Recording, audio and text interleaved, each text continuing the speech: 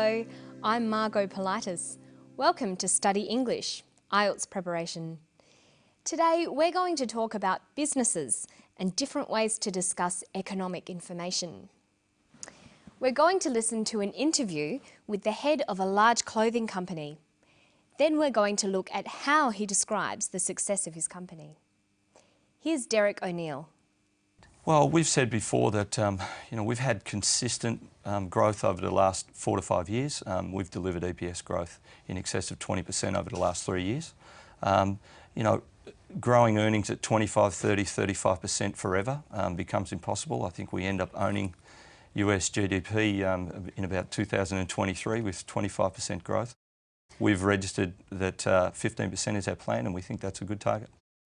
We're very happy with our level of sales. We grew sales in the US in girls wear at 50%, and we think that's a fantastic performance. So we'll stand by those numbers. We've had solid momentum in that market for 4 or 5 years, and we expect that momentum is going to continue. Okay, so today we're going to look at the language of description, particularly describing economic information. In formal academic writing, it's important to use impersonal, objective language when describing things. Notice that in the interview, Derek O'Neill often begins his sentences with we've, short for we have.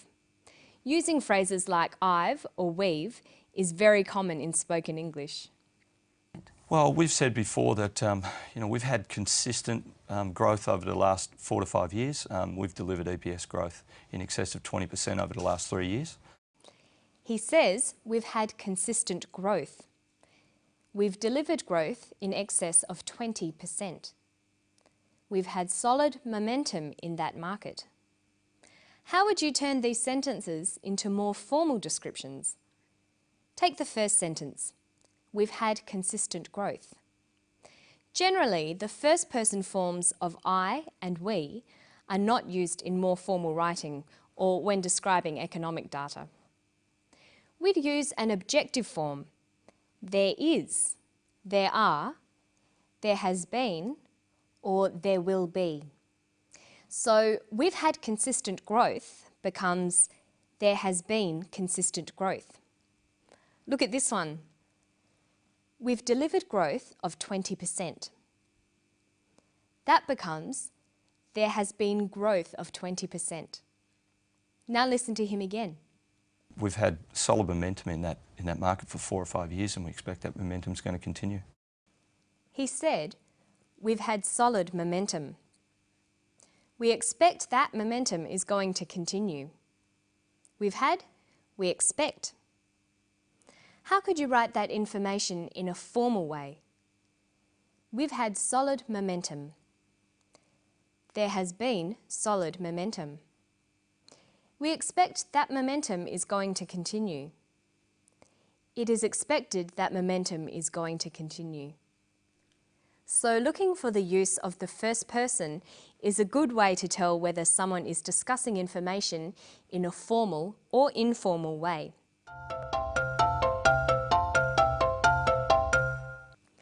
You should remember that in an academic context, you always need to include evidence to support your opinions or descriptions.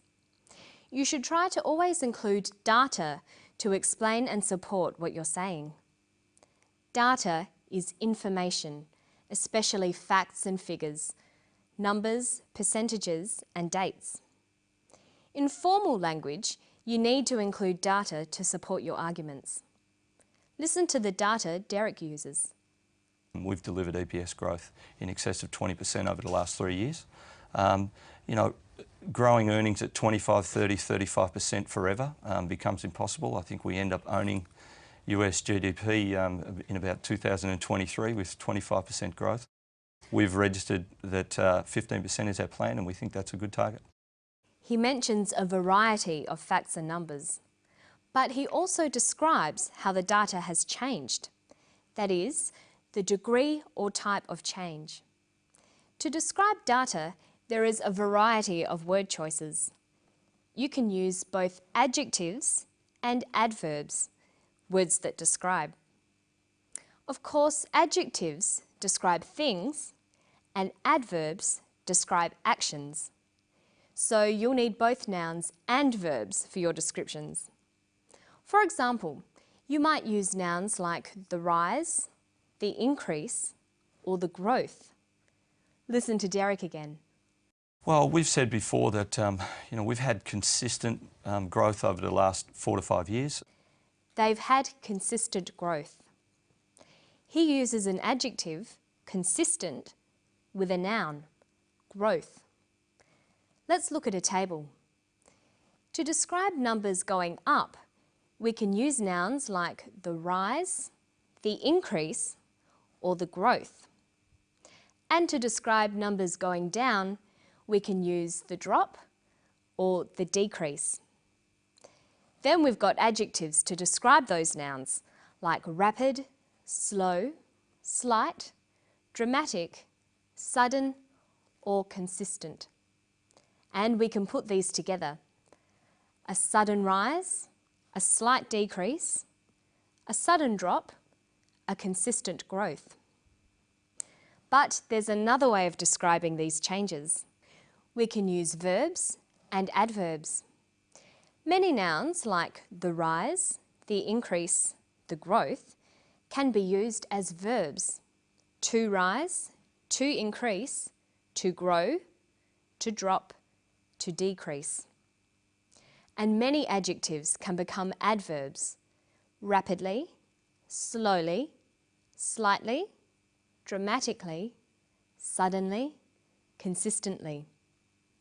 By using these new words, we can describe data by using verbs and adverbs.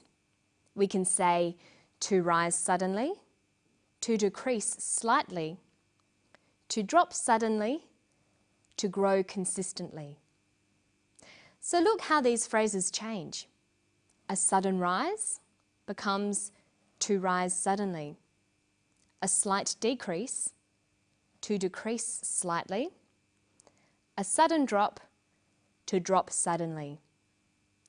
And look at how sentences can be changed to fit these different phrases. It has grown consistently. There has been consistent growth. It's important to always use a variety in your written work. Sometimes use verbs and adverbs to describe data, and sometimes use adjectives and nouns. It will make your English sound much better. Okay, listen to the clip again, and then we'll try to put together all the things we've looked at today. Listen for personal descriptions, simple verbs, and descriptions of data. Well, we've said before that we've had consistent growth over the last 4 to 5 years. We've delivered EPS growth in excess of 20% over the last 3 years. We've registered that 15% is our plan, and we think that's a good target. We're very happy with our level of sales. We grew sales in the US in girls wear at 50%, and we think that's a fantastic performance. He finishes by commenting on the data and its significance for the company. Okay, let's go back over the steps we've looked at today. When you're making an argument, it's important to support your case. You must include data or facts. Make sure you discuss this data. Use objective, impersonal language. Describe changes to data by using a variety of noun, adjective, and verb, adverb combinations. And finally, comment on the data using formal, objective language. And that's all for Study English today. Don't forget to keep reading, writing, speaking and listening to English as much as you can. And why not try to rewrite some conversational English into more formal academic styles? I'll see you next time for more IELTS preparation. Bye!